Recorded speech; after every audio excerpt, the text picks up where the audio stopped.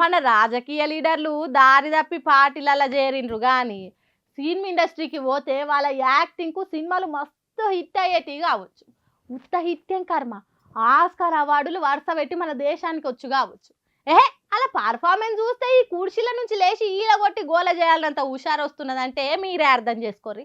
సరే సరే, ఇంతకు అంత మంచిగా యాక్టింగ్ చేసే లీడర్ ఎవరు మాకు కూడా చెప్పరాదు, చూసి తరిస్తామంటారా? అయితే చూసి వాళ్ళ పర్ఫార్మెన్స్ ఎట్లున్నది అనేది వార్త చూసి కామెంట్లలో కింద రాయుండ్రి.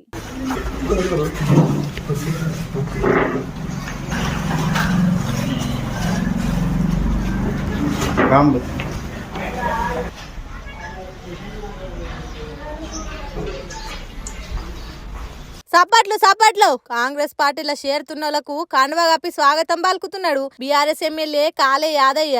బీఆర్ఎస్ ఎమ్మెల్యే కాంగ్రెస్ పార్టీలో చేరేటోళ్లకు కండువా కప్పుడైంది అని అనుకుంటుర్రా?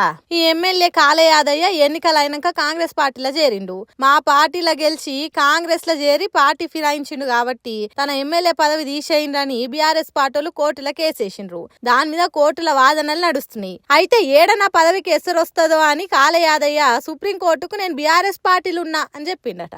అంటే ఇప్పుడు కాళే యాదయ్య ఏ పార్టీ అన్నట్టు? కోర్టుకు చెప్పిన దాన్ని బట్టి బీఆర్ఎస్ పార్టీ, కానీ ఉన్నది మాత్రం కాంగ్రెస్ పార్టీ. అందుకే కాంగ్రెస్ పార్టీలో చేరేటోళ్లకు కండువాలు కప్పి రండి, పార్టీలకు రండి అన్నట్టు చేసిండు. అది కూడా ఎవలనో కాదు, బీఆర్ఎస్ పార్టీలనే కాంగ్రెస్ పార్టీలో చేర్పించుకుంటున్నాడు. భలే ఉన్నది కదా కాళే యాదయ్య ఉపాయం. 2 పడవల మీద కాలు పెట్టి ప్రయాణం చేస్తున్నాడు. మరి తర్వాత ఎట్లయితదో ఏమో కథ.